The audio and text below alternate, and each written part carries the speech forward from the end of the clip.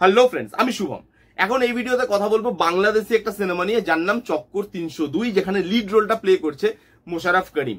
যারা ভালো crime thriller দেখতে চান, যারা একটা ভালো ইনভেস্টিগেশন থ্রিলার দেখতে চান, তাদেরকে এই সিনেমাটা আমি হাইলি রেকমেন্ড করলাম। মজা পাবেন দেখে। 2 ঘন্টা 20 মিনিটের রানিং লেন্থ, এবং এই 2 ঘন্টা 20 মিনিট এই সিনেমাটা আপনাকে মজা দিয়ে ছেড়ে দেবে। কারণ একটা ভালো ক্রাইম থ্রিলারে যা যা উপাদান থাকা দরকার, এই সিনেমাটার মধ্যে সব উপাদান ছিল, এবং সেগুলো কিন্তু আপনাকে মজা দেয়। যারা যারা এই ধরনের সিনেমা দেখতে পছন্দ করেন, জানি গিয়ে দেখুন, সিনেমাটা কিন্তু ভালো লাগবে আপনাদের। এবার এই সিনেমাটা দেখবেন কোথায়? চরকির প্ল্যাটফর্মে আছে, যদি সাবস্ক্রিপশন থাকে সেখানে দেখতে পারেন, না যদি না থাকে জোগাড়ি ভরসা। এবার এই সিনেমাটার মধ্যে আসি যে এই সিনেমাটার মধ্যে ভালো কি কি আছে। তার আগের গল্পটা আপনাদেরকে বলি। এখানে দেখানো হচ্ছে যে দুটো ছেলের গল্প, দুই বন্ধু যারা ড্রাগসে আসক্ত। দুই বন্ধুর মধ্যে একটা বন্ধুর খুন হয়ে যাবে এবং দোষ পড়বে অন্য বন্ধুর ঘাড়ে। এবার যার খুন হবে তার মা বাবা খুব প্রভাবশালী। বাবা অ্যাক্টর, মা হচ্ছে লয়ার।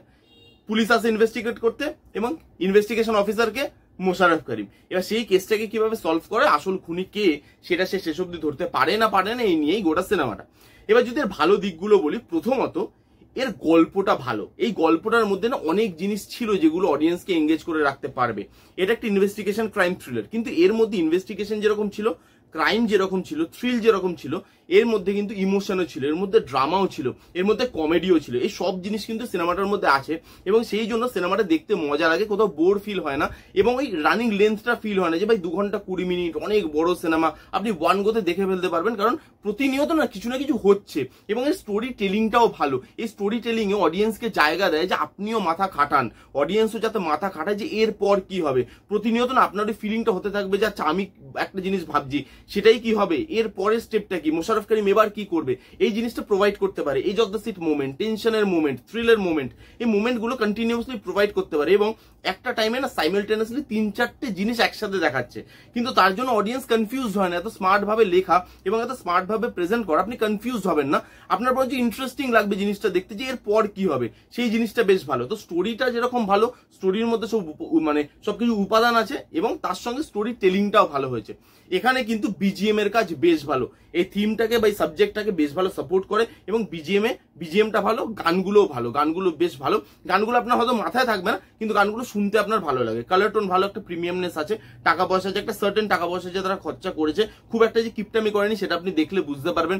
তার সঙ্গে এখানে অভিনয়, প্রত্যেকের অভিনয় এখানে ভালো। এখানে মোশাররফ করিম আছে, ইন্তেখাব দিনার আছে, তাদের দুজনের পারফরমেন্স, এছাড়া যারা যারা আছে তাদের প্রত্যেকের পারফরমেন্স খুব খুব ভালো। বিশেষ করে মোশাররফ করিমের একটা ওয়ান লাইনার আছে, একটা ক্যারেক্টার মোশাররফ করিমকে বলছে যে এতক্ষণ যে ভালো মানুষই মারালেন, তার লাভ কি হলো? মোশাররফ করিম বলছে, হ্যাঁ আমি মারাই, আমি একটু পরে গিয়েও মারাবো, আমি মারাতে ভালোবাসি।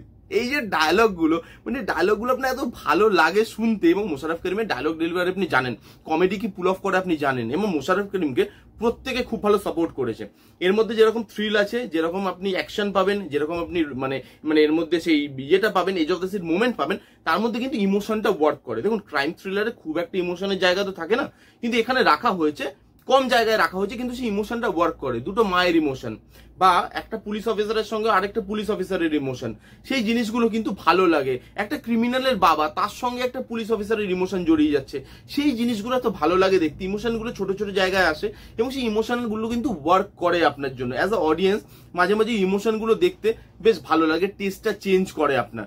এবং তার সঙ্গে এই সিনেমার মধ্যে যেভাবে জিনিসপত্রগুলোকে আনা হয়েছে, যেভাবে জিনিসপত্রগুলোকে দেখানো হয়েছে, এবং লাস্টে যেভাবে টুইস্ট অ্যান্ড টার্নস আসে, সেটা কিন্তু ভালো লাগে। টুইস্ট অ্যান্ড টার্নসটা সারপ্রাইজিং, এমন না যে আপনি আগে থেকে প্রেডিক্ট করতে পারবেন।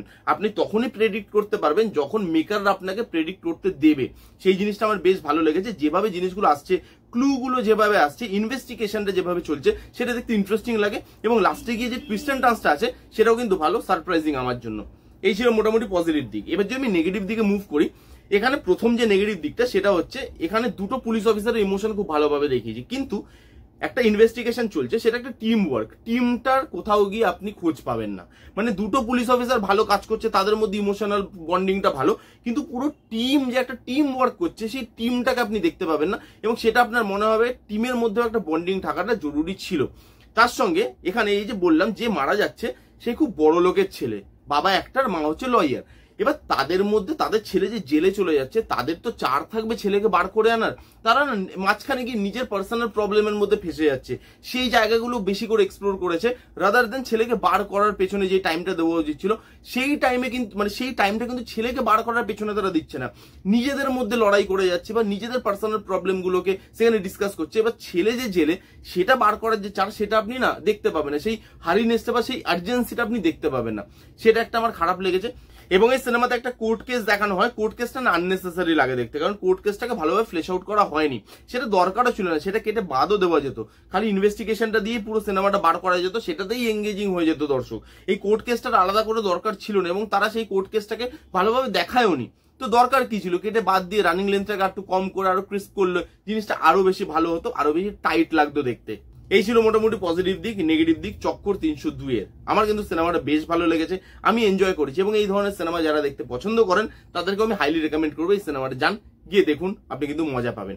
এই ছিল রিভিউ। কারা কারা দেখেছেন চক্কর 302 কমেন্ট করে জানান যে আপনাদের কিরকম লেগেছে, যারা যারা দেখেননি জানি গিয়ে দেখুন কেমন লাগলো, রিভিউটা জানাতে ভুলবেন না। ভালো লাগলে please give it thumbs up, like করবেন, কমেন্ট করবেন, শেয়ার করবেন, চ্যানেলটাকে মাস্ট সাবস্ক্রাইব করবেন। দেখা হচ্ছে নেক্সট কোনো ভিডিওতে, তো তখন bye bye, take care and be safe.